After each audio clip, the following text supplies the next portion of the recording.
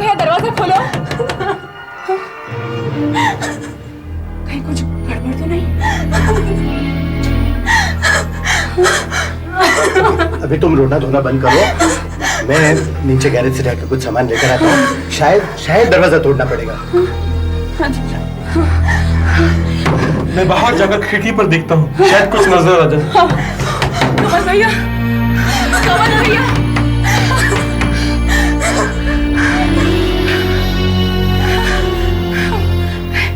तू जा अमित के साथ जा और जरा बाहर से आवाज लगा। जा देख तो क्या हो गया। जा कमल भैया। आरती, ऊपर बत्ती जली हुई है, मैं ऊपर होके आता हूँ। चाचा, चाचा, तुम्हारे पापा के राज में है, वहाँ बहुत अंधेरा है, उनके पास टॉर्च नहीं है, जाओ उनकी मदद करो। हाँ। कमल भैया दरवाजा खोलो, दरवाजा खोलो कमल भैया। पापा, पापा कुछ मिला? नहीं, वही तो देख रहा हूँ। ये आवाज कहाँ से आई? चलो देखते हैं। चलिए। कमल भैया, कमल भैया, कमल भैया दरवाजा खोलो, दरवाजा खोलो कमल भैया। ये किस चीज की आवाज थी? शायद पीछे रोड से आई है। या तो कोई कार का टायर बर्स्ट हो गया है या फिर किसी कार ने बैकफायर किया लगता है। नहीं, ये आवाज घर के अंदर से आई है। इसका मतलब चाचा ठीक है। हाँ, चाचा, चाचा, चाचा, चाचा, चाचा, चाचा गिरे हुए हैं। चाचा गिरे हुए। अंदर जाके देखा। चलो।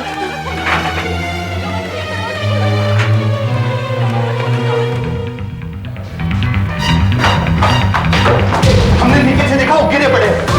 भैया,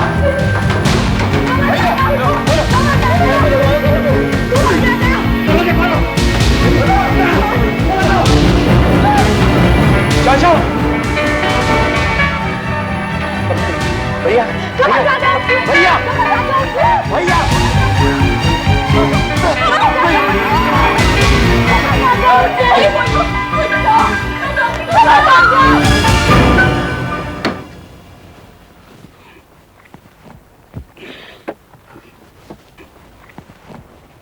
डॉक्टर साहब, डॉक्टर साहब,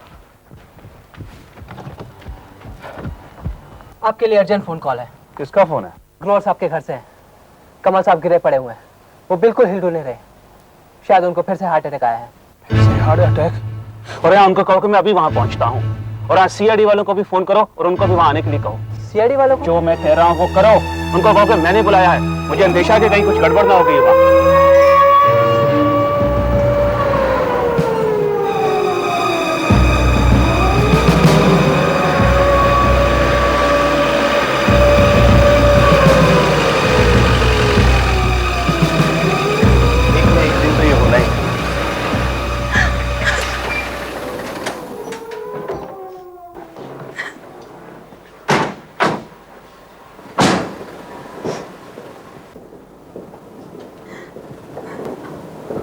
ग्रोवर साहब का घर यही है?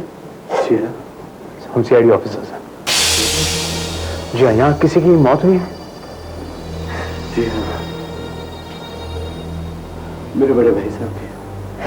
लेकिन आप यहाँ क्यों? डॉक्टर पेंस ने हमें बुलाया। Doctor Pence? लाश कहाँ है? ऊपर। डॉक्टर पेंस, मैं इंस्पेक्टर वीरेन हूँ फ्रॉम सीआईडी और ये हैं forensic expert doctor Salunkhe. Hello. आप ही ने हमें बुलाया था? जी हाँ, मेरे ही कंपाउंडर ने आपको फोन करके यहाँ आने के लिए कहा था। अच्छा, सबसे पहले ये बताइए कि एग्जैक्टली हुआ क्या है? ये कमल ग्रोवर हैं, उम्र कोई 58 साल। लगता है जबरदस्त दिल का दौरा पड़ा है इनको, जिसकी वजह से इनकी मौत हो गई है। शायद रोज की तरह वाइन पीते हुए पेपर पढ़ रहे थे। मौत कितने बजे हुई है? अभी कोई 10:15 हुए हैं, यही कोई 3 घंटे पहले, 7:30 के करीब। लेकिन सर, सब जब घर वाले 9 बजे वापस आए तब उन्हें इस कमरे से एक बहुत जोरदार आवाज सुनाई दी। इसका मतलब 9 बजे तक मिस्टर ग्रोवर जिंदा थे। नामुमकिन, ये हो ही नहीं सकता। राइटर नोटिस से पता चलता है, हाइलिंग इनकी शरीर के जकड़न से ये बात पता चलती है कि 3 घंटे पहले इनकी मौत हो चुकी थी। एक्सक्यूज मी डॉक्टर पेंसे, मैं जरा बॉडी चेक कर लूं? जी sure, thank you. Please Patil, सारे कमरे की वीडियो रिकॉर्डिंग ले लो। कमरा इस समय जैसा है वैसे। डॉक्टर पेंसे, कमरे में किसी भी चीज को अपनी जगह से हिलाया तो नहीं है? जी नहीं। सुधाकर, तस्वीरें खींच लो, खासकर लाश की।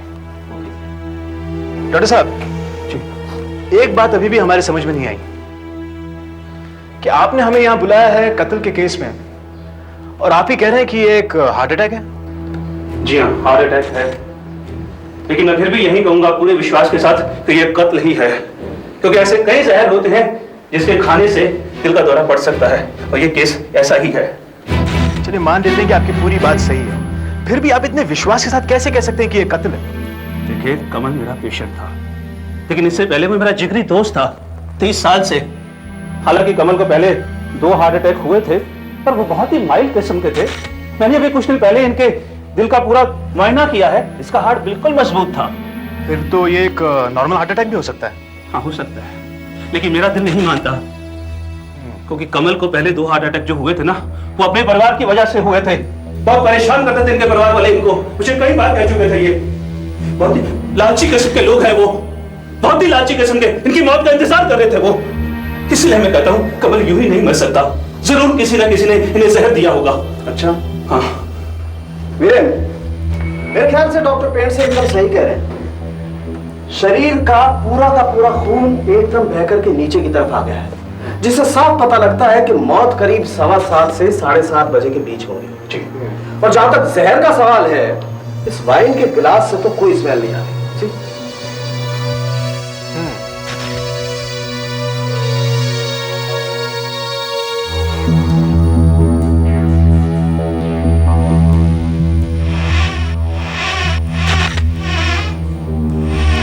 घर वालों ने अंदर आने के लिए दरवाजा तोड़ा था, क्योंकि ये दरवाजा अंदर से बंद था। बाहर जाने का कोई रास्ता भी नहीं है, और खिड़कियों पर तो ग्रिल है, कोई अंदर आ जा भी नहीं सकता। एक बंद कमरे में दिल का दौरा पड़ने से एक मौत हुई है, फिर भी आपको शक है कि एक खून है? क्यों? मेरे तो कुछ समझ में नहीं आ रहा है। जब अंकल की मौत हार्ट अटैक से हुई है, तो फिर पुलिस का यहाँ पर क्या काम है? नहीं, वैसे तो कोई काम नहीं है, लेकिन आप ऐसे ही समझिए। आप, मेरा नाम जयेश ग्रोवर, तो जिनकी मौत हुई है वो मेरे बड़े भाई साहब थे। और ये मेरी बेटी है। आपकी मिसेस? वो अब इस दुनिया में नहीं रही। आप? मैं संध्या। मिस्टर कमल आपके क्या लगते हैं? मेरे भाई थे। लेकिन हाँ, इनसे बड़े।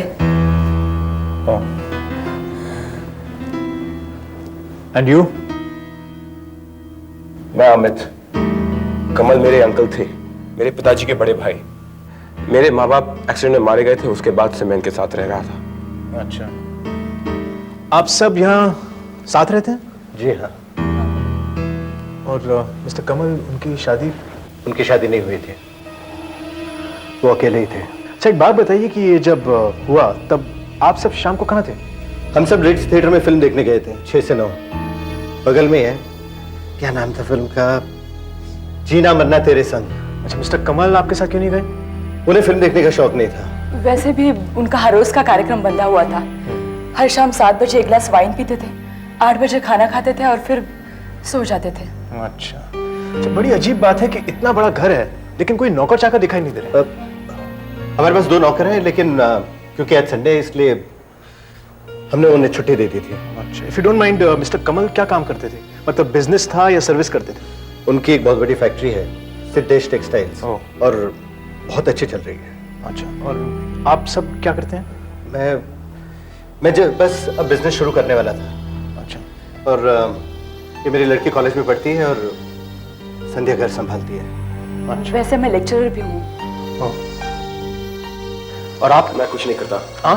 मैं कुछ नहीं करता, सिर्फ पेंटिंग का शौक रखता हूँ, इसलिए अपने चाचा के ऑफिस जाना बंद कर दिया मैंने। यही जानना चाहते हैं ना आप? सर मैंने कमरे की सारी चीजों की फोटो ले ली है। ओके, एक काम करो, लाश को जांच पड़ताल के लिए डॉक्टर साळुंखे के पास भिजवा दो।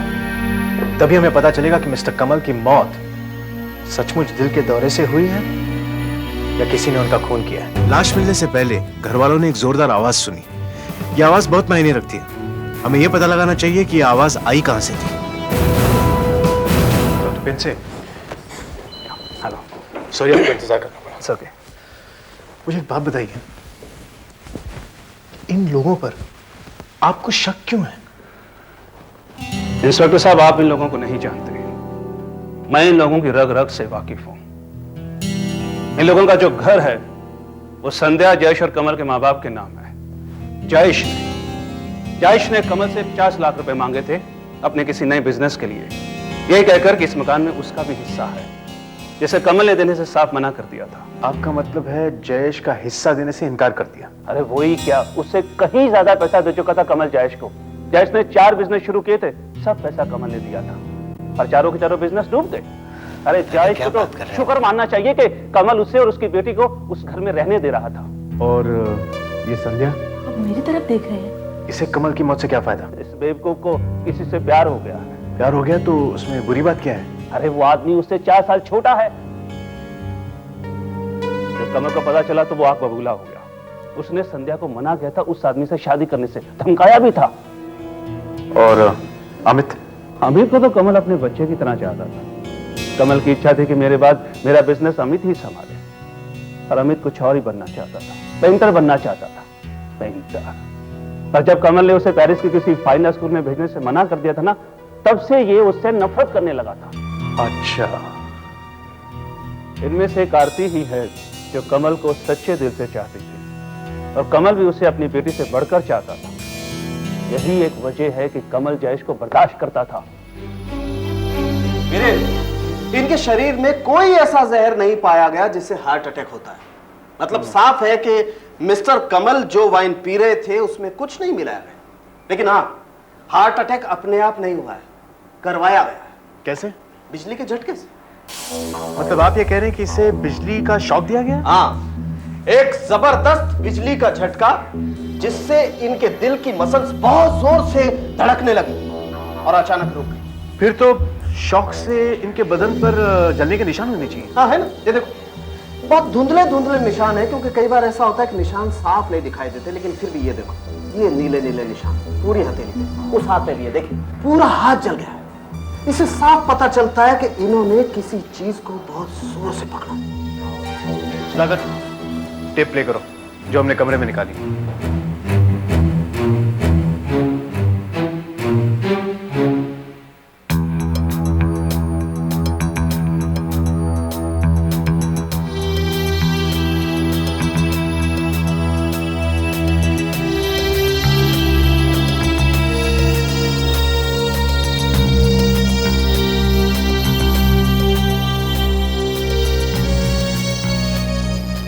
स्टॉप, रिवाइंड कर,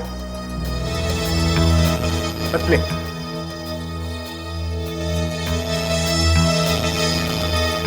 पॉज। इस लैंप को ब्यूरो लेकर आओ।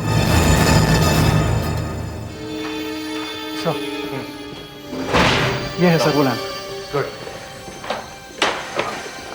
निकालो, अभी पता चलेगा। कनेक्ट करो इसे। जी सर। इसका मतलब है कमल को दिल का दौरा बिजली के शॉक से हुआ, लेकिन इसका मतलब यह नहीं कि उसका खून हुआ। और ऐसे हादसे तो गलतियों से अक्सर हुआ करते हैं। अभी पता चल जाएगा। स्विच ऑन करो, टेस्ट करो।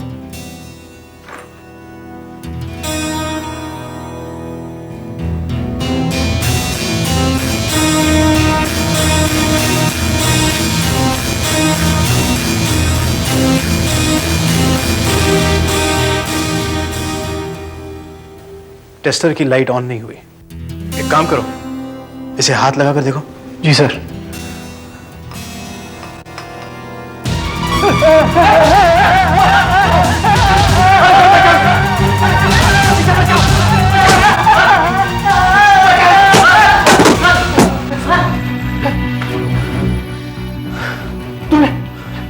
तुमने इसे मरने क्यों दिया?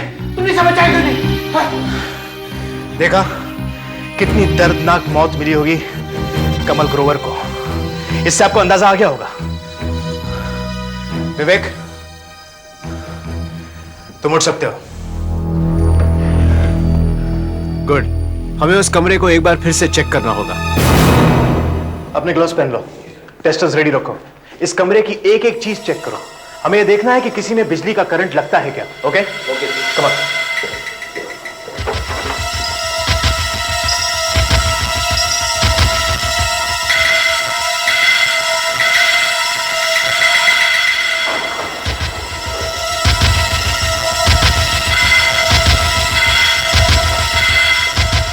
चेक करो, इस कमरे में जरूर कोई चीज है जिससे शॉक लगता है। प्लग्स, तारे, सॉकेट, सब कुछ।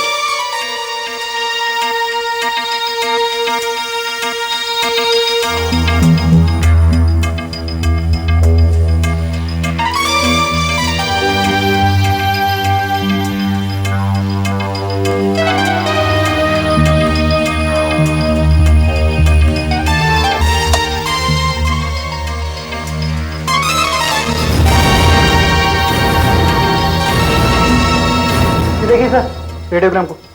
क्या हुआ? पर टेस्टर लगाने से टेस्टर की लाइट ऑन हो रही है सर। दिखाओ। यस, देखिए मैं बताता हूं क्या हुआ होगा। भाई साहब को रेडियोग्राम पर क्लासिकल म्यूजिक सुनने का शौक था, इसलिए जैसे उन्होंने ये स्विच ऑन किया होगा, उन्हें जोर से शॉक लगा होगा और यहां से आकर यहां गिरे होंगे जहां उनकी बॉडी मिली थी। हो सकता है। एक काम करो, इसे ब्यूरो ले चलो, वहीं जाके चेक कर लेंगे।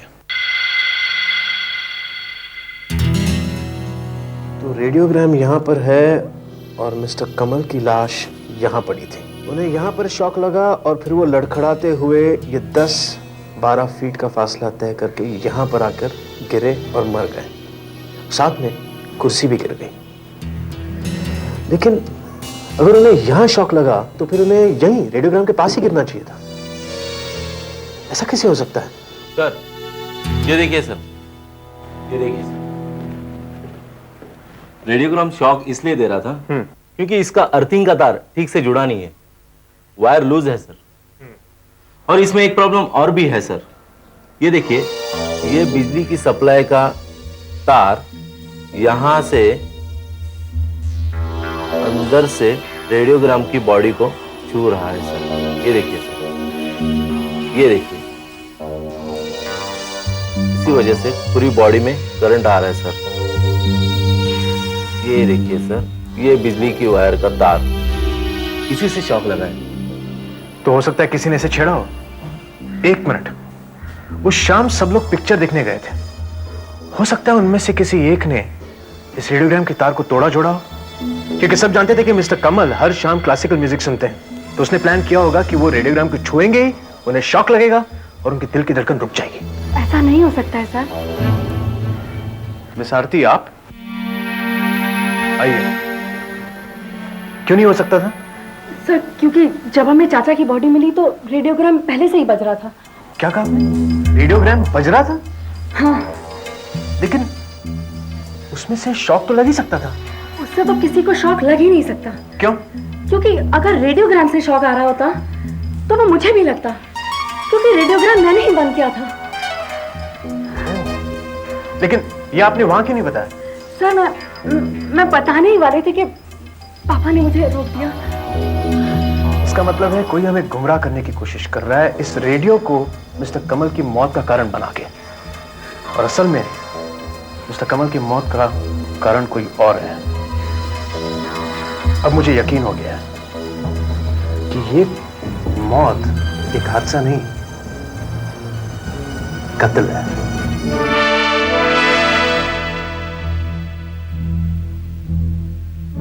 आप लोग यहाँ बार बार क्यों आ रहे हैं, जबकि ये बात साफ हो गई है कि कमल अंकल की मौत रेडियोग्राम में से शॉक लगने से हुई है। हाँ, और वैसे भी अब तो केस खत्म हो गई है। नहीं, मिस्टर कमल की मौत रेडियोग्राम की वजह से नहीं हुई है। किसी ने हमें गुमराह करने की कोशिश की है। किसी ने नहीं तो किस चीज से हुई, वही तो पता लगाना है।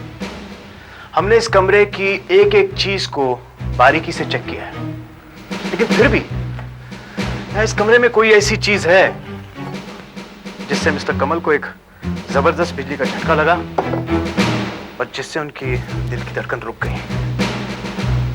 वो क्या चीज हो सकती है?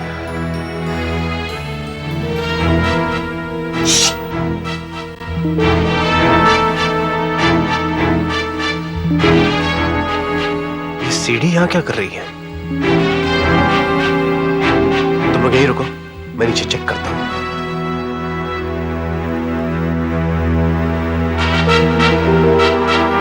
ये सीढ़ी यहां क्या कर रही है?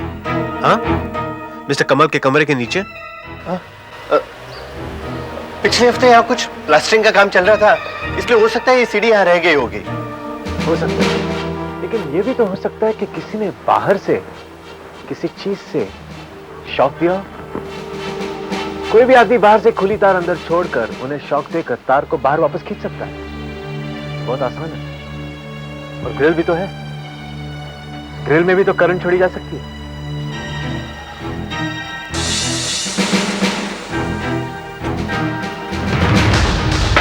मैं बताता हूं क्या हुआ होगा। किस ऐसे तरह के डंडे पर बिजली का तार लगा होगा जो किसी प्लग से जुड़ा होगा और तार आगे से खुला होगा। कातिल इसे लिए सीढ़ी चढ़ता है और मिस्टर कमल के खिड़की पर पहुंचकर वो एक ऐसी आवाज करता है जिसे सुनकर मिस्टर कमल खिड़की के पास आ जाते हैं। कातिल तार उन्हें छू देता है। मिस्टर कमल को एक जबरदस्त बिजली का झटका लगता है और वो गिर पड़ते हैं और कुछ ही पल में उनकी मौत हो जाती है। मुझे लगता है ऐसा ही कुछ हुआ होगा। ये आप क्या कह रहे हैं? अंकल को कौन मारना चाहेगा? ऐसा कोई जिसे अच्छी पेंटिंग करनी है या फिर जिसे बिजनेस में बहुत सारा पैसा चाहिए। देखिए इंस्पेक्टर साहब, आपकी बात बिल्कुल गलत है। आपके अनुसार मेरे भाई साहब की मौत 7:30 बजे हुई और एकदम हुई, और 6 से 9 बजे तक हम लोग सब फिल्म देखने गए थे। इससे एक बात एकदम साफ साबित होती है कि ये काम हम में से किसी का नहीं हो सकता। हाँ। आप कुछ भी कहिए इंस्पेक्टर साहब। ठीक है, मुझे इतना बताइए कि सिनेमा हॉल में क्या आप सब इकट्ठे बैठे थे? तो आपको क्या लगता है मैं झूठ बोल रहा हूँ? मैं कुछ गलत बात कर रहा हूँ? देखिए, नहीं, हम एक साथ नहीं बैठे थे। हमने ब्लैक में टिकट्स लिए थे, इसलिए 3 टिकट्स एक साथ और 1 टिकट अलग मिला था। वैसे हम एक दूसरे को देख सकते थे। तो अलग कौन बैठा था? अमित ही अकेला बैठा हुआ था। और ब्लैक में टिकटें भी अमित नहीं ली होंगी? हाँ। जाहिर है कि आप सब 3 घंटों तक इकट्ठे बैठे होंगे और अमित को सिर्फ इंटरवल में ही मिले होंगे। और इसके अलावा अमित के पास काफी समय था यहाँ आकर अंकल का खून करके सिनेमा हॉल वापस पहुंचने का। नहीं नहीं नहीं, मैंने नहीं मारा उन्हें।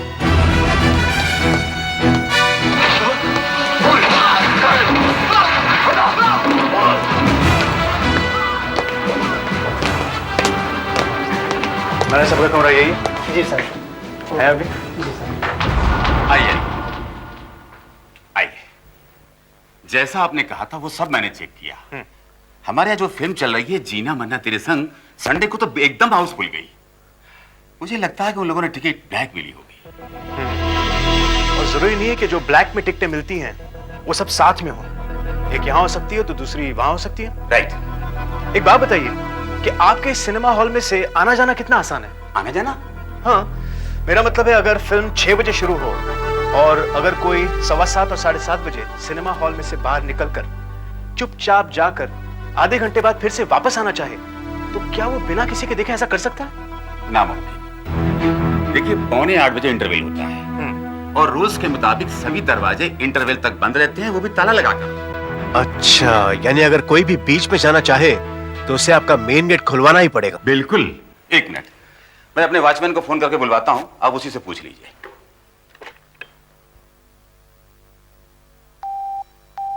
हेलो। हेलो, जरा परसों को भेजना तो। ओके सर, भेजता हूँ। हाँ,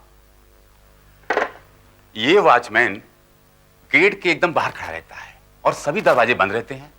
वॉचमैन जब चाहेगा तभी दरवाजे खुलेंगे। नमस्ते सर। सर आपने मुझे बुलाया? हाँ, ये तुमसे कुछ पूछना चाहते हैं। देखो परसों पिछले संडे शाम के शो में इंटरवल से पहले तुमने किसी को बाहर जाने दिया था? नहीं सर। याद करो। देखो, इनमें से किसी को बाहर जाते देखा था? नहीं सर। तुम्हें यकीन है? जी। सच बोल रहे हो? जी सर। देखो ये खून का मामला है, कहीं तुम झूठ बोल रहे हो तो बहुत बुरा होगा। नहीं सर, मैं सच बोल रहा हूँ सर। थिएटर से बाहर कोई नहीं गया।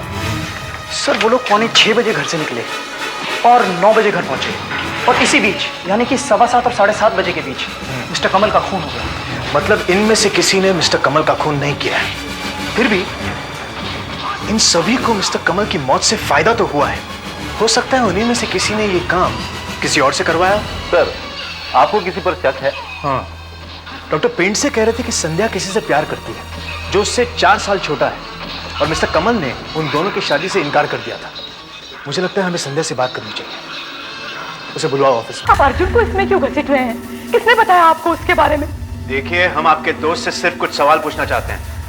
यह सच है ना कि वो आपसे शादी करना चाहता था, मगर मिस्टर कमल ने कह लीजिए कि उसे भगा दिया?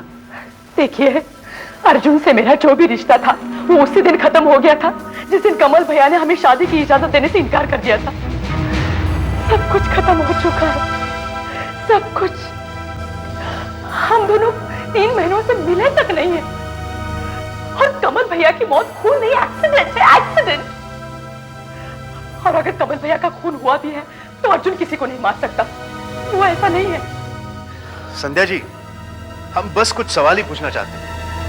अच्छा ये बताइए कि ये मिस्टर अर्जुन करते क्या हैं?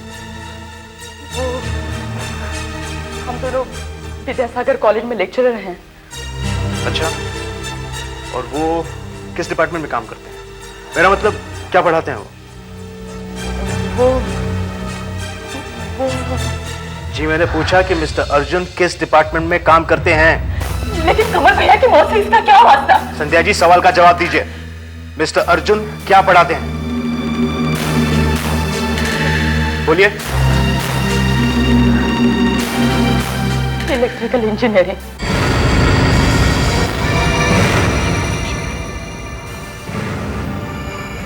और मौत भी बिजली के झटके से ही हुई।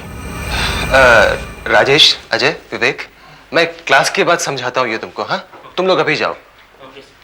Okay sir.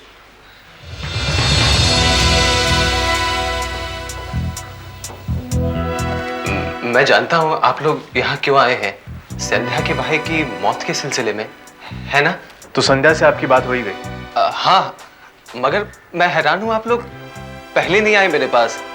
आखिर संध्या के भाई की मौत तो इलेक्ट्रिक शॉक से हुई थी, और फिर मैं इलेक्ट्रिक इंजीनियरिंग पढ़ाता हूँ। आपको शक नहीं हुआ मुझ पर? क्यों, शक होना चाहिए था क्या? आप जानते हैं कि मैं और संध्या एक दूसरे से प्यार करते हैं, मगर मेरी उम्र और मेरी औकात की वजह से मिस्टर कमल शादी के खिलाफ थे। जाहिर है मैं उन्हें नापसंद करता था, लेकिन इतना भी नहीं कि मैं उनका खून कर दूं। कत्ल की रात आप कहाँ थे? यहीं पर था, अगले दिन के लेक्चर की तैयारी कर रहा था, शाम 7 बजे से 9 बजे तक। हाँ, मैं यहीं पर था। अकेले या आपके साथ कोई था? अकेला था। आप चाहे तो वॉचमैन से पूछ सकते हैं। मेरे जाने के बाद 9 बजे उसने मेरा रूम लॉक किया था। हाँ, मगर बीच में मेरे पास इतना वक्त था कि मैं जाके वापस आ सकता था, लेकिन मैंने ऐसा किया नहीं। और कोई सबूत भी तो नहीं है मेरा। हम फिर वापस आएंगे आपके पास। ठीक है, देख लेंगे। सर, वॉचमैन का बयान अर्जुन के बयान से मिलता है, और उसे पूरा विश्वास है कि अर्जुन कॉलेज के बाहर नहीं गए थे। मुझे भी लगता है कि अर्जुन खूनी नहीं हो सकता। बहुत ही पेचीदा खून है ये। It's a complicated case. एक आदमी शाम 7:15 और 7:30 के बीच बिजली के झटके से मरता है। हो सकता है किसी ने बिजली का तार खिड़की में से अंदर फेंका हो और फिर निकाल लिया हो, लेकिन जिन लोगों को फायदा हो सकता है वो लोग तो कत्ल के वक्त वहां मौजूद ही नहीं थे। तो फिर हाँ, मैं पहुंच रहा हूं, बस अभी निकल रहा हूं मैं। हाँ, आधे घंटे में पहुंच जाऊंगा। हाँ, तुम सब तैयार तो हो? ओके। मेरी बहन आई हुई है पूना से। उसे और उसके पति को ड्रामा देखने जाना है थिएटर में। और पता है मुझे क्या करना है? मुझे उनके बच्चों की देखभाल करनी है घर में। खून 7:15 और 7:30 के बीच हुआ और उस वक्त घर वाले तो सिनेमा हॉल में थे। नहीं, कहीं ना कहीं कुछ गड़बड़ जरूर है। कुछ गिरा था। क्या था वो? कहीं वो आवाज घर के बाहर से तो नहीं आई थी? मगर मिस्टर कमल को मरे करीब 2 घंटे हो चुके थे।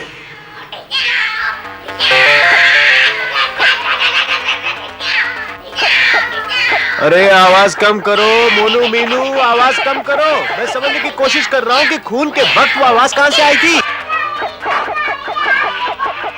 अच्छा बाबा, आ रहा हूं। हाँ दिखा, कहां से आ रही थी? दिखा। Okay, let's go. आओ, डिचके आओ, डिचके आओ।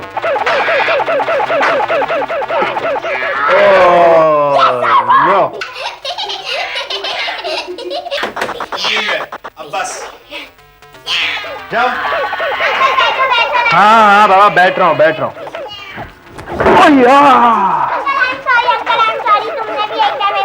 हाँ भाई, ओके ओके।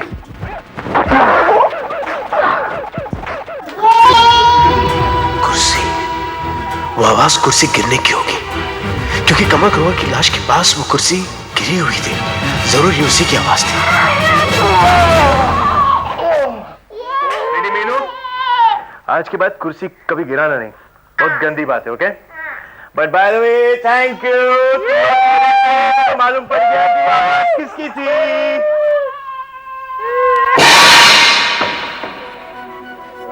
यही है वो धमाका जो आपने उस रात 9:15 बजे सुना। अब सवाल ये उठता है कि अगर मिस्टर कमल की मौत 7:30 बजे हुई थी और आप सब 9:15 बजे लौटे थे, तो फिर आप में से कोई कत्ल कैसे कर सकता है? हाँ? मैं बताता हूं कैसे। कातिल एक बिजली की तार लेता है और उसे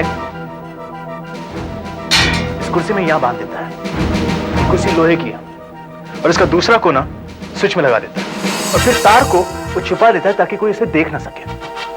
अब शाम को जब आप सब पिक्चर देखने के लिए निकलने लगते हैं, तब कातिल स्विच ऑन कर देता है और मिस्टर कमल की यह कुर्सी एक पल में खतरनाक बन जाती है। फिर 7:30 बजे रोजमर्रे की तरह मिस्टर कमल अपनी ड्रिंक बनाते हैं, अपना फेवरेट रेडियोग्राम ऑन करते हैं और फिर टेबल की तरफ आते हैं और अपनी ड्रिंक टेबल पर रखते हैं और कुर्सी में बैठने लगते हैं। जैसे ही उनका हाथ कुर्सी पर लगता है, उन्हें एक जबरदस्त बिजली का झटका लगता है। उन्हें हार्ट अटैक आता है, वो गिर जाते हैं और मर जाते हैं। मेरे ख्याल से ऐसे ही कुछ हुआ होगा।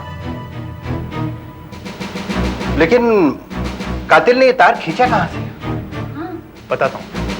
शाम को जब आप सब पिक्चर देखने के बाद घर वापस पहुंचे, तब कातिल ने बाकी लोगों को इधर उधर भेज दिया और खुद सीढ़ी से चढ़कर खिड़की पर आया और उसने तार को खींच लिया। क्यों अमित? खिड़की के बाहर तुम ही थे ना? नहीं नहीं, मैं ऐसा नहीं कर सकता हूँ, मैंने ऐसा नहीं किया है। लेकिन आप ये कैसे कह सकते हैं? एक मिनट सुधाकर, नीचे जाओ, खिड़की के बाहर और वहां से तार मैं फेंकता हूं, उसे खींच लो।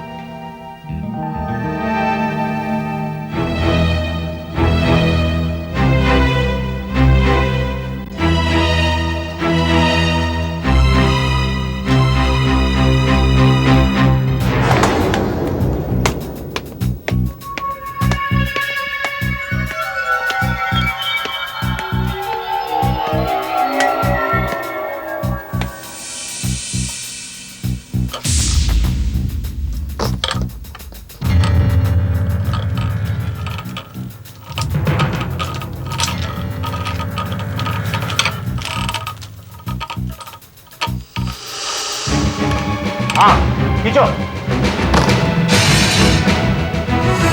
देखा?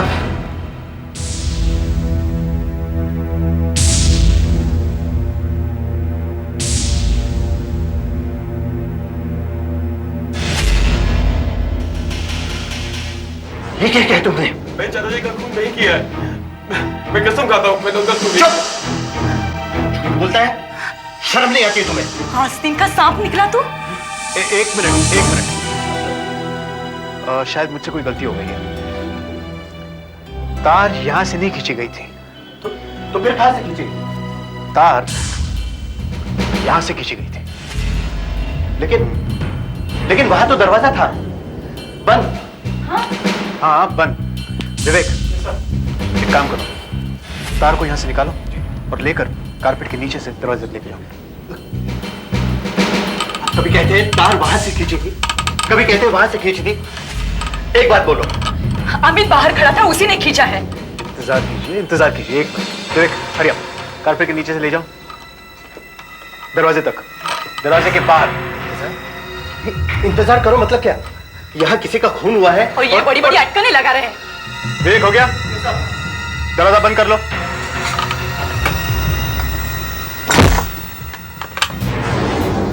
हाँ विवेक, 1 मिनट रेडी रहना।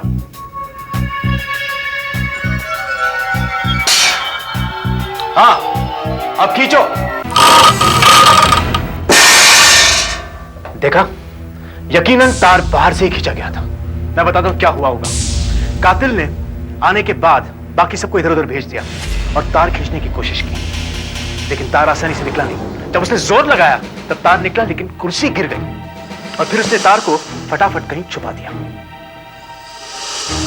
और दरवाजे के बाहर कौन था? संध्या।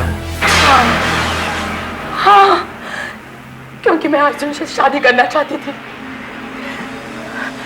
मैं अर्जुन से बहुत प्यार करती हूँ, बहुत प्यार करती हूँ।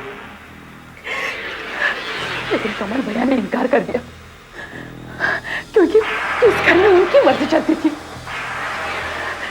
कहने लगे वो लड़का मेरे से छोटा है। अरे छोटा है तो क्या हुआ? वो लड़का हम परिवार से है और हम ऊंचे घराने के। उसके पास रहने के लिए घर तक नहीं है। अरे घर नहीं हुआ तो क्या हुआ? वो खरीद के दे सकते थे, लेकिन नहीं दिया उन्होंने। इसके पहले भी मैंने 3-4 बार कोशिश की शादी करने की, लेकिन इन्होंने सब लड़कों के लिए मना कर दिया।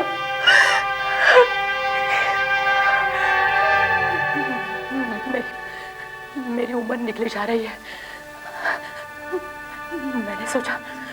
मैंने सोचा जब तक ये जिंदा है तब तक मैं अर्जुन से शादी नहीं कर सकती और हम सुख से नहीं रह सकते। इसलिए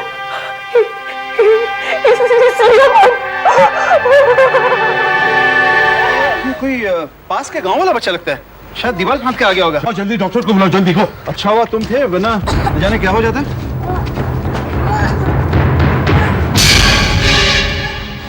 मेरा रिवॉल्वर गायब हो गया। अरे किसने मेरा रिवॉल्वर लिया किसी ने? कहाँ गया मेरा रिवॉल्वर? तुमने लिया? नहीं साहब, तुमने हाथ में लगाया। तुमने? तो फिर मेरा रिवॉल्वर कहाँ गया? क्या आसमान खा गया? जमीन निकल गई? कौन था इधर? और कौन था इधर? सर एक आदमी था कुर्ते में, वो उस तरफ भागा जा रहा था। मैं समझा वो डॉक्टर को बुलाने जा रहा है। पर उस तरफ तो बाहर जा रहा है। वॉचमैन! जी साहब। तुमने किसी आदमी को भागते हुए देखा?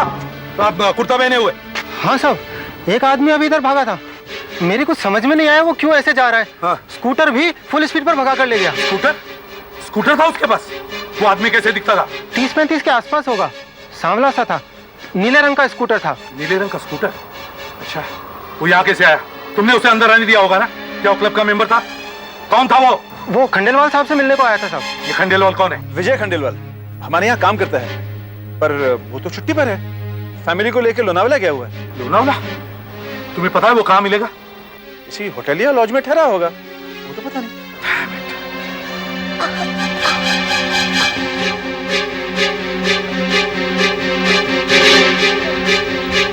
हेलो सुधाकर, देखो लोनावला पुलिस स्टेशन को इन्फॉर्म करो।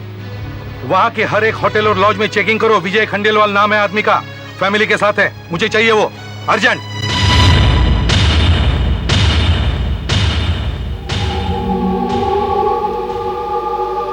सर, लोनावला से क्या खबर मिली?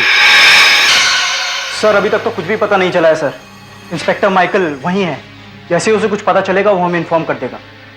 सर आप घर जाकर थोड़ा आराम कर लेते, सारी रात आप यहीं बैठे थे, वहां से खबर मिलते ही मैं आपको इन्फॉर्म कर दूंगा। कैसे सो सकता हूं मैं? हाँ, मेरा गोलियों से भरा रिवॉल्वर गायब होता और तुम मुझे कहते हो सो जाओ। एक एक गोली का मतलब होता है मौत, मौत। और न जाने वो पागल आदमी क्या करेगा उस रिवॉल्वर से, किसकी जान लेगा वो। अब तक तो किसी को मार भी दिया होगा। अगर उस रिवॉल्वर से किसी की मौत हो गई तो वो सरासर मेरी गलती होगी, मेरी गलती। I'm sorry. गुस्सा तो मुझे अपने आप पर आ रहा है।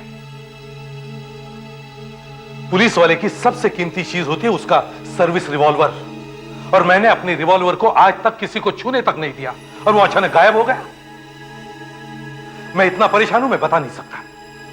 मुझे अपना रिवॉल्वर ऐसा छोड़ना नहीं चाहिए था।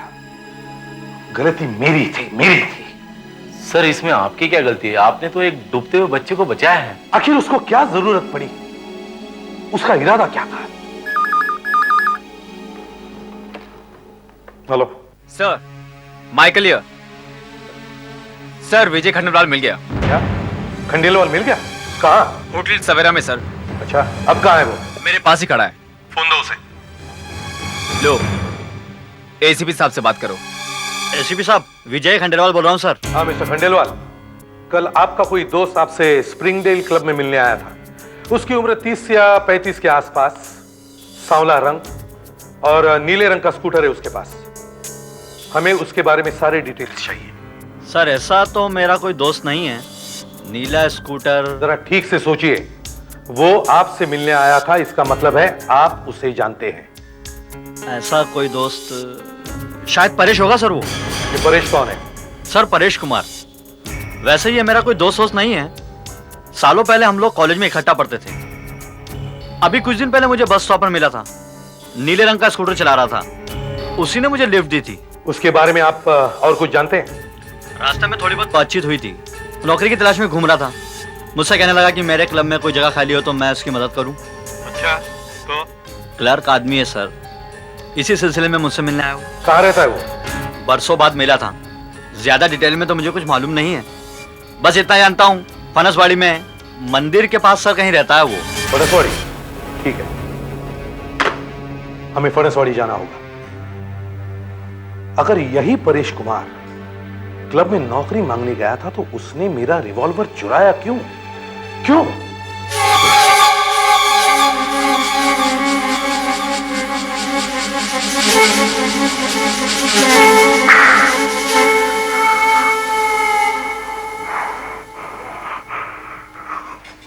अरे तुम उठ गए? कल रात ऐसे ही सो गए बिना कपड़े बदले? थक गया था ना। निर्मल कहाँ है? निर्मल बाहर खेल रहा है बच्चों के साथ। कल मुझसे पटाखों की जिद कर रहा था। मैंने कह दिया कि मेरे पास पैसे नहीं है। कल तुम गए थे पुराने ऑफिस, क्या कहा उन लोगों ने? पैसे मिलेंगे?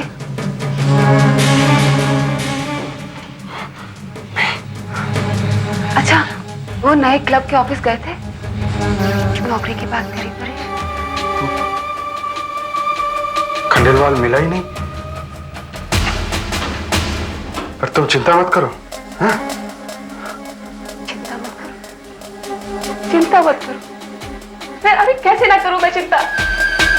ऐसे कब तक चलेगा परेश, कब तक?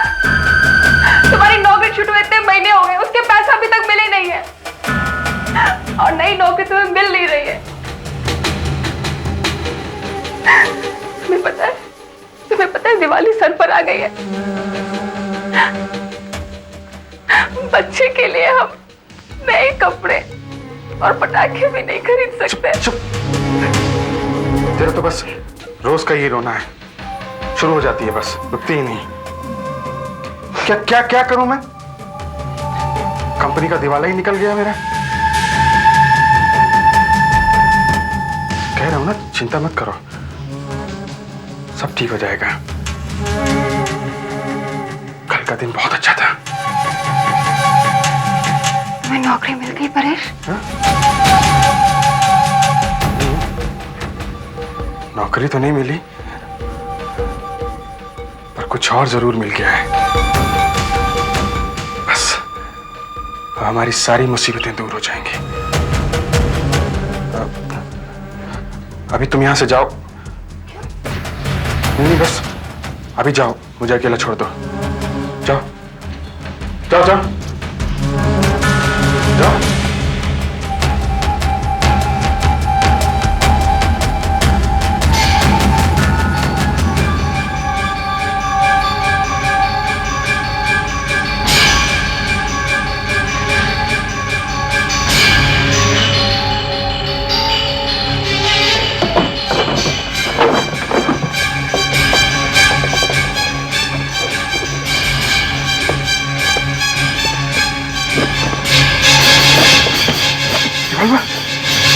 देख मेरे पिताजी 500 रुपए के पटाखे ले चल फोड़ते हैं।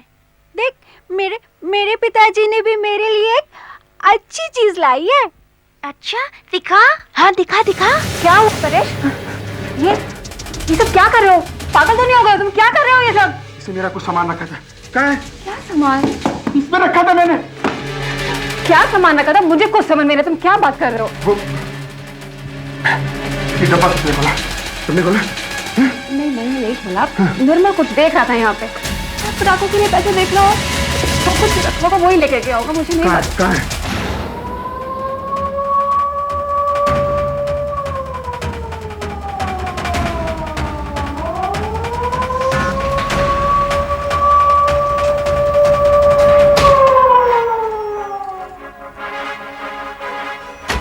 बेटा परेश कुमार कहाँ रहते हैं?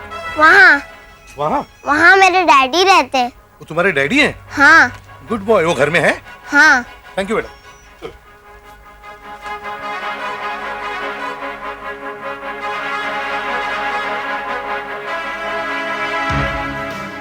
आप लोग कौन है और यहाँ किस लिए आए हैं? ACP Pradyuman CID. परेश कुमार कहाँ है? क्या हुआ? आपके पति के पास नीले रंग का स्कूटर है? जी क्यों? उसने पुलिस का रिवॉल्वर चुराया है। कहाँ है वो? रिवॉल्वर? जी हाँ। परेश ने चुराया? ऐसा नहीं हो सकता। हाँ मम्मी, पापा के हाथ में बंदूक थी, मैंने देखा था। तुमने देखी थी बेटा? हाँ अंकल। तो अब तुम्हारे पापा कहाँ है? हाँ? अभी तो अंदर आए थे। जाओ जल्दी जाके देखो जल्दी। अरे आप लोग क्या कर रहे हैं? यहाँ कोई नहीं है, कुछ भी नहीं हुआ यहाँ पे। क्या कर रहे हैं आप लोग? सुनती है वो इस तरह से भाग गया। ये आपके पति की फोटोग्राफ है? जी। उसके स्कूटर का नंबर क्या है? स्कूटर का नंबर क्या है? MH03 C0218। C0218। कपड़े क्या पहने उसने? कपड़े क्या पहने हैं उसने? भूरे रंग का खादी का कुर्ता और काली जीन्स। सर कंट्रोल रूम को इन्फॉर्म करो, पूरा हुलिया बता दो, स्कूटर का नंबर, स्कूटर का रंग और रेडियो पर भी अनाउंसमेंट करो जल्दी। मेरा पति ऐसा नहीं कर सकता। हम सिर्फ ये जानना चाहते हैं कि उसने रिवॉल्वर क्यों चुराया और वो है कहाँ? क्या पता साहब कि वो कहाँ है? कहीं वो अपने आप को बाहर तो नहीं लेगा?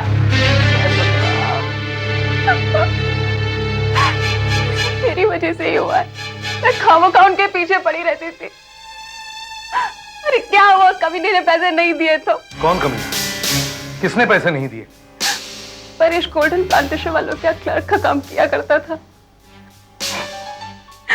जब कंपनी में घाटा होने लगा तो उन्होंने 5 महीने की तनख्वाह नहीं दी। पिछले 2 महीने से तो कंपनी बंद हो गई है। 2 महीने से परेश कुंदन सेठ के चक्कर काट रहा है और उन्होंने 1 पैसा नहीं दिया सर, 1 पैसा नहीं दिया। सर इसका मतलब है परेश कुंदन सेठ के पास ही गया होगा। इस आदमी को देखा है तुमने? क्या ये आज मिस्टर कुंदन से मिलने आया था? अरे हाँ, ये तो अपना परेश है। और सर ये आज नहीं कल उनसे मिलने आया था। बेचारा बहुत परेशान था और कर भी क्या सकता है सर। उसकी जगह कोई और भी होता ना तो उसका भी दिमाग सटक गया होता। ऐसा क्या हुआ था कल? जरा ठीक से बता। अब क्या बताऊं सर, कल जब वो आया ना तो यहाँ पर बैठा हुआ था। यहाँ पर? हाँ यहाँ बैठा हुआ था। हेलो विशाल टूर? जी हाँ, हमें 2 टिकट चाहिए दुनिया भर के टूर के लिए, वर्ल्ड टूर, 14 तारीख की। जी हाँ, हाँ, सभी, south Africa, New York, London, Paris और हवाई। हाँ, सभी जगहों की। टिकट कुंदन सेठ और माया कुमारी के नाम की। जी हाँ। जी कितने? 1,75,000 रुपए। हाँ, आप तक सारी पेमेंट 2 घंटे के अंदर पहुंच जाएगी। Okay, thank you. सर, आपकी और माया जी की टिकट हो गई है। गुड। 14 तारीख की। Very good. Thank you sir. Sir, ये मिस्टर परेश आपसे मिलना चाहते हैं। नमस्कार सर, वो आज बुलाया था आपने। सर मेरे पैसे आज तो मिल जाएंगे ना? परेश, मैं तुम्हें कितनी बार बता चुका हूं कि मेरा दिवाला निकल चुका है, कंपनी करीब करीब बंद पड़ गई है। मुझे पैसे की कितनी तंगी है तुम्हें कैसे बताऊं? फिर भी मैं फाइनेंस कंपनी से कुछ पैसे ले रहा हूं, उसके बाद तुम्हारा काम हो जाएगा। तुम ऐसा करो, 15 तारीख को आओ, तुम्हारा हिसाब चुकता हो जाएगा। क्यों मुझ करीब को बना रहे हो साहब? आप मेरे को 15 तारीख को बुला रहे हो, जबकि 14 तारीख को आप वर्ल्ड टूर के लिए निकल रहे हो साहब। ओह माय गॉड, ये तो मैं बिल्कुल भूल ही गया था। क्या है कि बिजनेस के सिलसिले में मुझे बाहर जाना पड़ रहा है, पैसों का बंदोबस्त भी हो ही जाएगा। ऐसा करो, इनका चेक बाय पोस्ट भेज दो। जी सर। बिजनेस के लिए जा रहे हैं? अपनी गर्लफ्रेंड को घुमाने के लेके जा रहे हैं? अब सुन चुका हूं मैं साहब, क्यों झूठ पे झूठ बोले जा रहे हो? मेरे ऑफिस में मुझे झूठा कहने की हिम्मत कैसे हुई तेरी? आप 2 लाख रुपए खर्च कर सकते हैं अपनी अयाशी के लिए, मेरे 20,000 रुपए आप नहीं दे सकते साहब? मेरे भी 20 बच्चे हैं साहब। चुप! इतना कहने की हिम्मत कैसे हुई तेरी? तू सच सुनना चाहता है ना तो सुन, मर्जी आए उतने चक्कर लगा, 1 पैसा नहीं मिलने वाला तुझे। तू और तेरा खानदान गया भाड़ में, मुझे कोई मतलब नहीं। पैसे वसूल कर सकता है तो करके दिखा। And now get lost. अब बस बहुत हो गया, अभी बहुत हो गया, समझे तुम? बर्दाश्त की भी एक हद होती है, समझे? इधर तुम अयाशी कर रहे हो, मेरा परिवार वहां भूखा मर रहा है। मैं बदल लूंगा साहब, मैं छोड़ूंगा नहीं तुमको। छोड़ूंगा नहीं मैं तुमको, मैं बर्दाश्त कर दूंगा, छोड़ूंगा नहीं। ले आओ, दोबारा ना आने पाए। पर हुआ था वो सब कुछ, और फिर परेश ने मेरा रिवॉल्वर चुरा लिया। कुंदन अब कहाँ है? सर तो अभी घर पर ही हैं। दोपहर को उनकी एक मीटिंग है, उसके बाद सर मड आइलैंड वाले अपने बीच हाउस पर जाएंगे। क्या परेश को वो घर मालूम है? जी। तो जरूर परेश वहीं गया होगा, शायद वहां पहुंच भी गया हो। कुंदन को चेतावनी देनी पड़ेगी। वहां का नंबर क्या है? 666-323।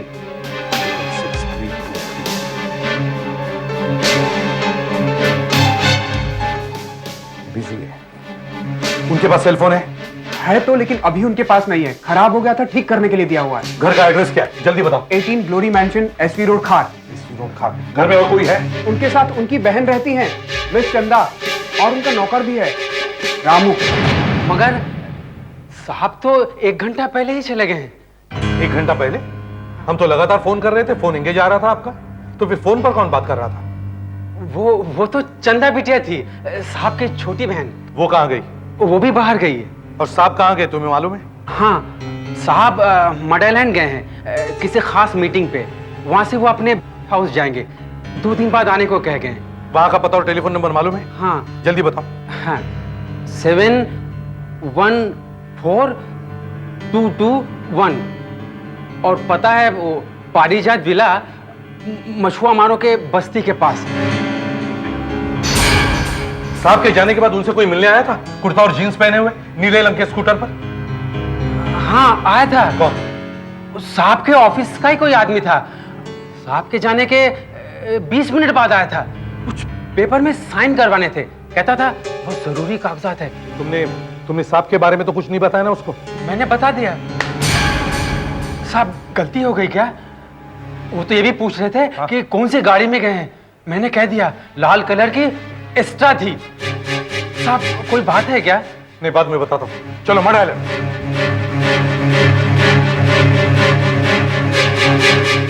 आदमी, ये लीजिए साहब, यहाँ से कोई लाल गाड़ी देखी आपने जाते हुए? बड़ी गाड़ी। लाल रंग की बड़ी गाड़ी? एक्स्ट्रा। हाँ, आधे घंटे पहले एक लाल रंग की बड़ी गाड़ी गई थी यहाँ से, यहाँ रुकी थी। मेरे से उसने 4 फॉरेन के पैकेट लिए थे, 2 दिन का स्टॉक लिए थे मेरे से। 2 दिन का स्टॉक? अब कभी उसे 2 दिन के स्टॉक की जरूरत नहीं पड़ेगी। और अब एक आवश्यक सूचना, शहर के सीआईडी हेडक्वार्टर्स को परेश कुमार नाम के आदमी की तलाश है, जिसकी उम्र 35 साल है और जिसका कद 5 फुट 11 इंच है। परेश कुमार ने भूरे रंग का खादी कुर्ता और काले रंग की जीन्स पहनी है और वो MH03C0218 नंबर के नीले स्कूटर पर फरार हुआ है। यदि आपको परेश कुमार के बारे में कोई भी जानकारी हो तो कृपया सीआईडी हेडक्वार्टर्स को टेलीफोन नंबर 100 पर सूचित करें।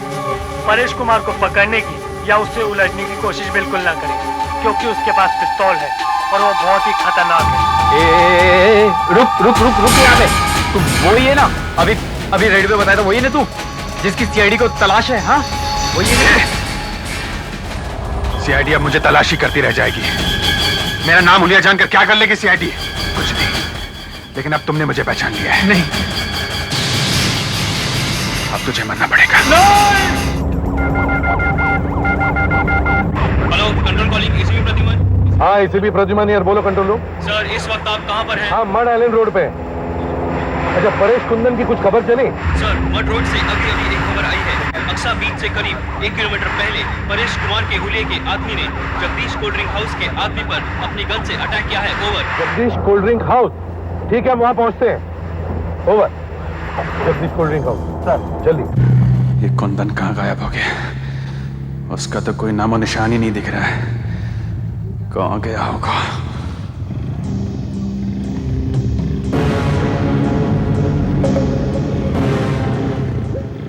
MH01T9510। ये तो कुंदन की गाड़ी है।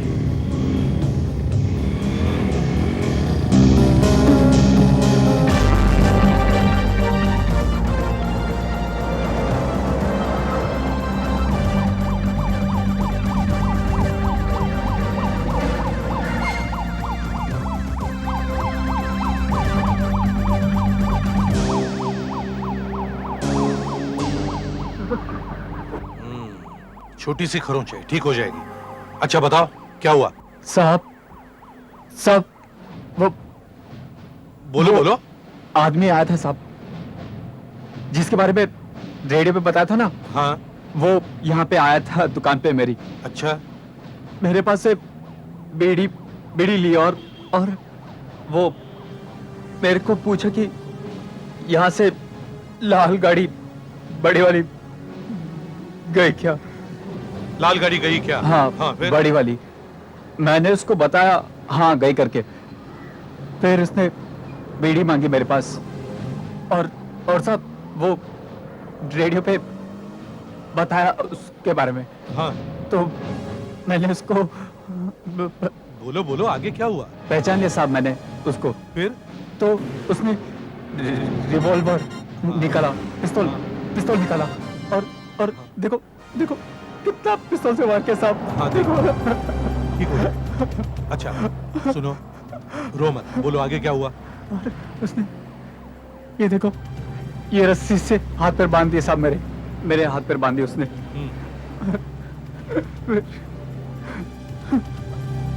फिर क्या हुआ? मैं बेहोश हो गया साहब। ये देखिए, ये स्कूटर परेश का ही है। इसका नंबर MH030218। और चाबी भी है। वो जानता है कि हमें उसकी गाड़ी का नंबर पता है, इसलिए वो गाड़ी यहाँ छोड़कर गया।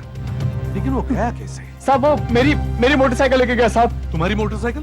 कैसी मोटरसाइकिल? काले रंग की, वो लेके गया। नंबर क्या है गाड़ी का? MH03L9911। MH03L L9911। 9911। ये सब कितनी देर पहले हुआ? शायद 30-40 मिनट हो गए होंगे। सर अगर आप कहें तो अनाउंस करा दो रेडियो पर मोटरसाइकिल का नंबर। हाँ करवा दो, लेकिन कोई फायदा नहीं होगा। रेडियो पर अनाउंसमेंट होने से पहले वो अपने शिकार तक पहुंच जाएगा। हमें कुंदन को बचाना है। चलो क्विक।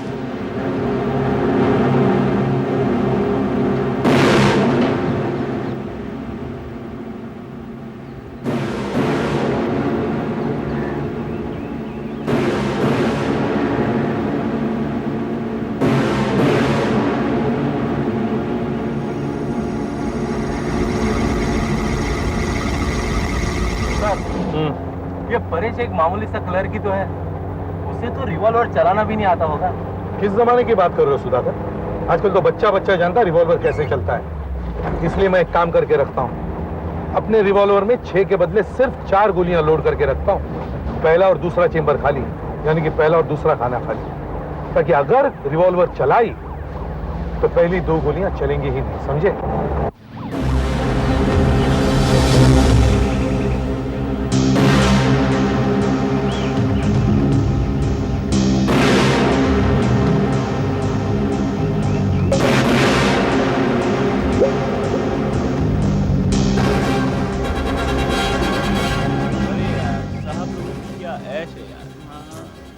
क्या कहें इनके बारे में?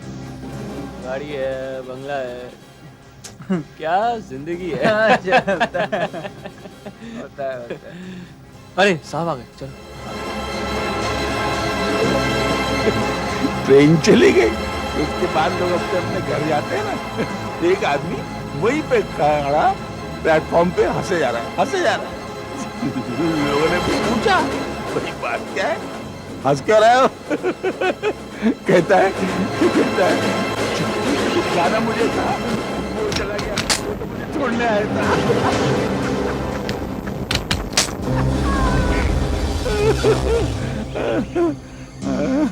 अच्छा चलो, okay bye.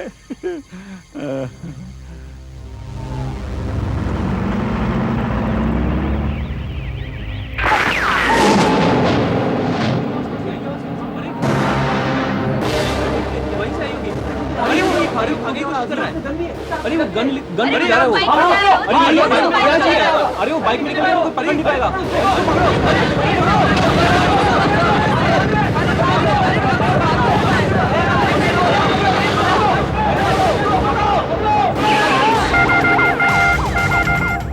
Hello, ACP Pradyuman sir, अभी मड रोड के होटल कवाना से एक मैसेज आया है। वहाँ पर एक गोली चली है, गन फायर हुआ है। ये होटल आक्सा बीच से 3 किलोमीटर की दूरी पर है। ओवर। होटल कबाना? हम लोग तो उसके पास में ही है। हाँ, पहुंचे। ओवर। सर, जिस कुंदन सेठ के बारे में आप पूछताछ करने के लिए जा रहे हैं, उसकी एक इंफॉर्मेशन मिली है। ओवर। कुंदन सेठ के बारे में इंफॉर्मेशन है? क्या है? ओवर।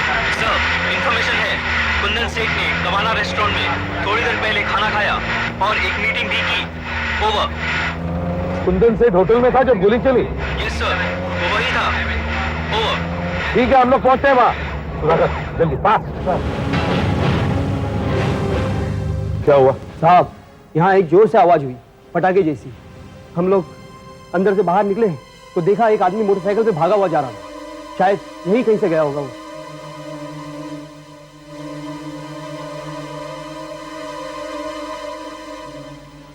यहां से गया? जी।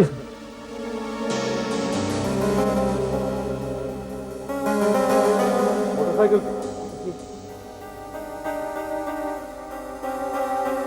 हाँ, मोटरसाइकिल के टायर के निशान, ये उसके जूतों के निशान है। इसका मतलब है वो यहां खड़ा हुआ होगा और शायद यहां से गोली चलाई गई। लेकिन अगर उसने कुंदन पर गोली चलाई तो फिर कुंदन को पता चल जाता, मगर कुंदन को पता ही नहीं चला। इसका मतलब है उसने कुंदन के जाने के बाद गोली चलाई। लेकिन क्यों?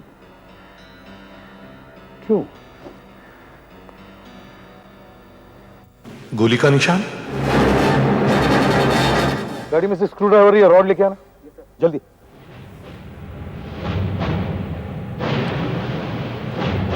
आपको पक्का याद है कि मिस्टर कुंदन यहाँ लंच के लिए आए थे? जी हाँ, उन्होंने यहाँ बैठ के एक बिजनेस मीटिंग की और थोड़ी सी शराब ली। गोली जमीन के अंदर गई होगी।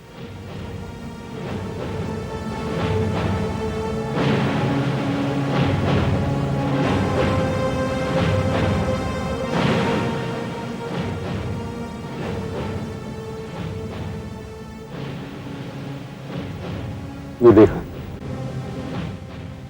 गोली अंदर तक गई है। सर, इसका मतलब उसे रिवॉल्वर चलाना आता था।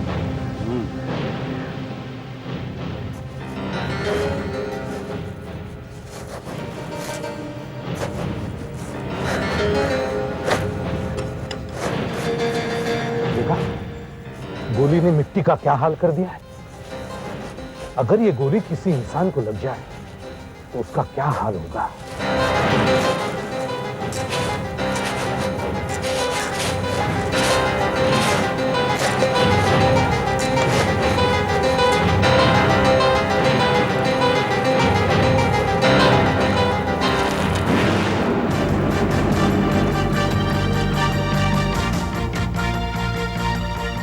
मेरा अंदाजा सही निकला। कुंदन के जाने के कितनी देर बाद गोली की आवाज सुनाई दी? कुछ ही देर बाद। कुछ ही देर बाद मतलब परेश और कुंदन के बीच कुछ ही मिनटों का फासला है। उसके नौकर ने कहा था कि वो मड आइलैंड के बीच हाउस पर जाने वाला है। कितनी देर लगेगी? सर 45 मिनट तो लगेंगे। चलो चलो जल्दी।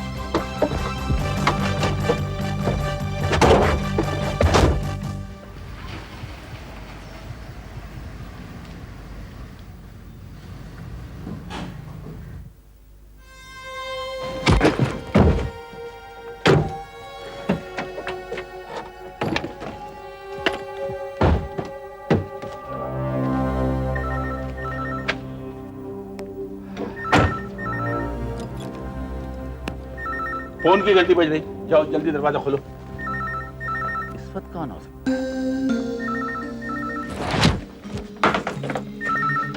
जल्दी करो।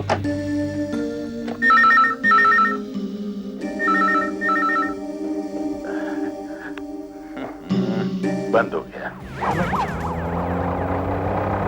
सर, कुंदन अभी तक वहां पहुंचा नहीं। अरे लगातार फोन बज रहा है, कोई उठा ही नहीं रहा। या तो कुंदन वहां पहुंचा नहीं या फिर परेश ने उससे कुछ। कुंदन का बंगला यहाँ से कितनी दूर है? बस गांव के पास ही है, तकरीबन 20 मिनट का रास्ता है। अगर 70-80 की स्पीड से जाए तो फिर चलो सुधाकर, जल्दी करो। हरी आप गाड़ी भगाओ, गाड़ी। हमें कुंदन को बचाना है, जल्दी। Damn it!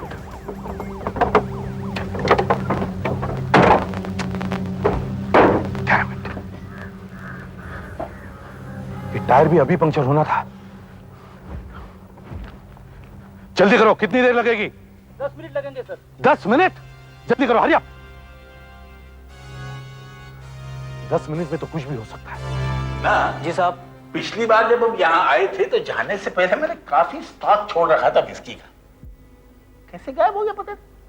या फिर शायद मैं ही तुम एक काम करो, 2 बोतल विस्की ले आओ और साथ में डिनर के लिए फ्राइड पॉम्फ्रेट A1 क्वालिटी का। साहब मुझको देरी हो जाएगी आने में, क्योंकि जल्दी से रिक्शा नहीं मिलता बाहर। अरे तो गाड़ी में चले जाओ ना, ड्राइवर इन्हें ले जाओ।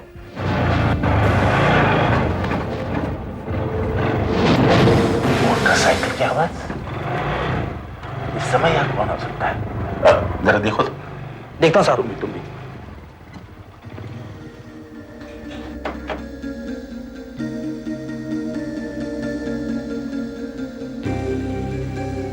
कौन है? यहाँ तो कोई नहीं साहब। ठीक है जाओ। अच्छा साहब। और जल्दी लौटना। अच्छा साहब।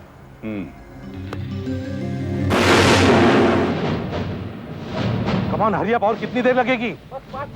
5 मिनट। 5 मिनट? कोई गाड़ी भी नहीं दिखाई दे रही, नहीं तो लिफ्ट ले। सुधाकर, सुधाकर रोको इन्हें।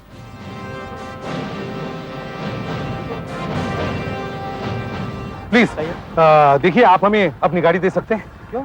ये क्या है कि हमारी जीप पंक्चर हो गई और हमें जरा जाना है, जरूरी काम है। लेकिन आप हैं कौन? CID। हाँ देखिए, जरूरी काम है, आप बाद में हमारी गाड़ी में आ सकते हैं। आपकी गाड़ी आपको मिल जाएगी, प्लीज। पहले जाना पड़ेगा। Thank you very much. Sudhakar sir, बाद में इन्हें ले आना। हाँ, thank you sir, thank you very much. चलो चलो जल्दी जल्दी।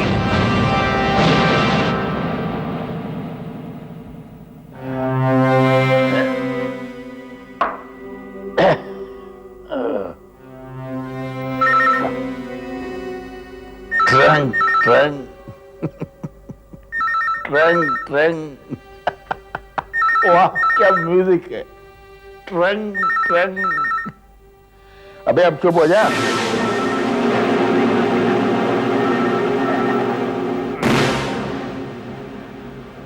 हेलो।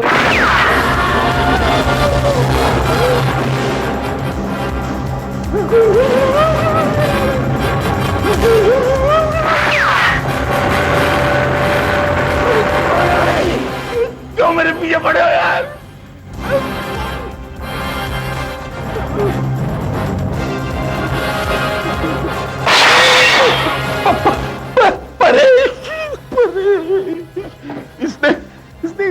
गिर रखा है।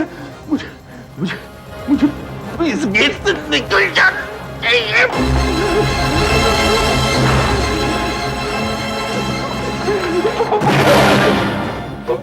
हाँ मैं, अब तू मरेगा। नहीं परेश नहीं, तुम्हें पैसा चाहिए ना, मैं देता हूँ। मेरा सारा पैसा ले लो, लेकिन मुझे मत मारो। ये पर्स इसमें जितने पैसे सब ले लो। मेरे पास और भी बहुत कुछ है, सब लो, लेकिन नहीं। अब बहुत देर हो चुकी है कुंदन साहब, इन पैसों से मेरा कुछ नहीं होने वाला।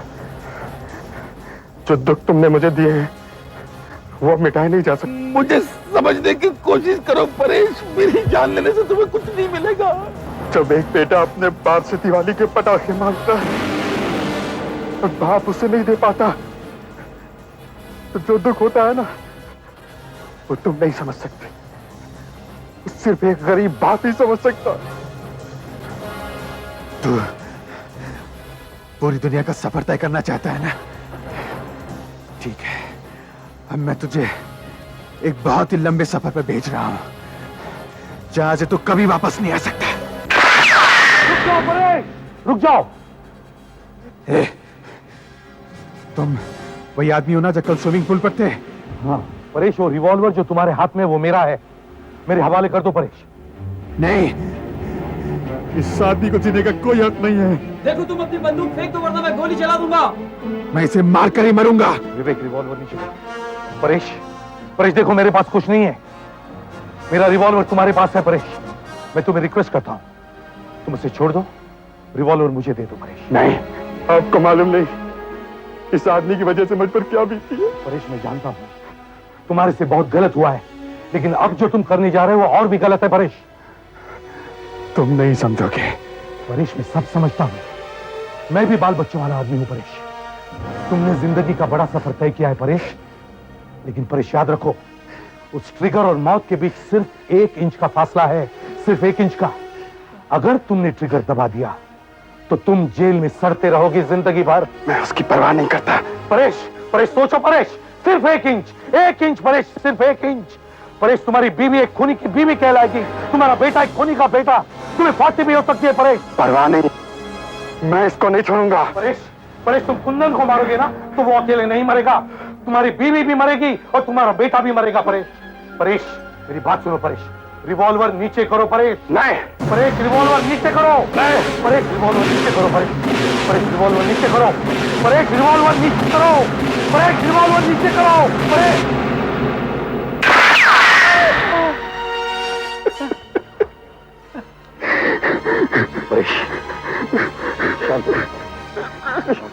थैंक यू सर, आप नहीं आते तो पता नहीं मेरा क्या हाल होता। ये आदमी तो पागल है, दिमाग CID के और भी मजेदार और सस्पेंस से जुड़े एपिसोड्स को देखने के लिए हमारे चैनल को सब्सक्राइब करें और बेल आइकॉन दबाना ना भूलें।